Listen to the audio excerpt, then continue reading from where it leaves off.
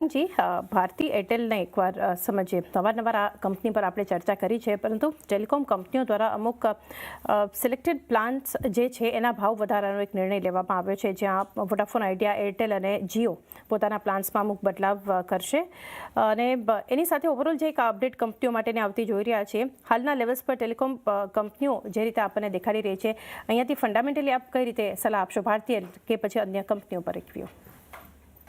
તો પાયાના મતે ટેલિકોમ સર્વિસ પ્રોવાઇડર્સમાં ભારતી એરટેલ અને રિલાયન્સ ઇન્ડસ્ટ્રીઝ, કારણ કે જીઓ મોબિલિટીનો કારોબાર રિલાયન્સ ઇન્ડસ્ટ્રીઝની બેલેન્સ શીટ તહત આવે છે. આ બંને કંપની પર પાયાના મતે રોકાણની ભલામણ છે. ભારતી એરટેલ ભારતમાં સ્થાપિત બીજી સૌથી મોટી સેલ્યુલર સર્વિસ ઓપરેટર કંપની છે. મારા ખ્યાલથી 2 દિવસ કે 3 દિવસ પહેલા એક બ્લોક ડીલ થયેલી, જેના કારણે થોડો ઘણો સ્ટોક નીચે કામકાજ કરતો હતો. એ દિવસે જ્યારે બ્લોક ડીલ થયેલી, નિરંતર આઉટ પરફોર્મર, દિગ્ગજ શેર હોવા છતાંય ચાંદની નિરંતર આઉટ પરફોર્મ જોઈ રહ્યા છે આપણે. અને બીજા ત્રૈમાસિકના જે પરિણામ આવેલા, એમાં એક ઘણા લાંબા સમયથી ચિંતા હતી આફ્રિકન બિઝનેસને લઈને, એમાં બહુ જ મોટો સુધાર થતા જોયો છે.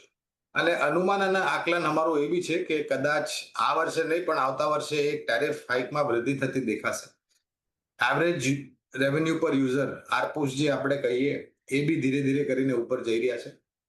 275 ની પાર જવાની બી શક્યતા લાગે છે વહેલી તારીખે, જ્યારે બી ટેરિફમાં રિવિઝન થશે.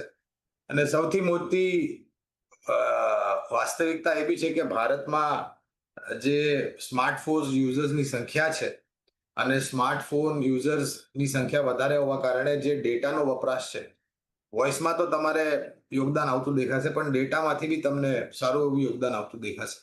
પાયાના મતે ખરીદારીની ભલામણ છે ભારતી એરટેલ. તો એક વ્યૂ ફંડામેન્ટલી ખરીદારી માટે ભારતી એરટેલ પર બનતો જોઈ રહ્યા છે.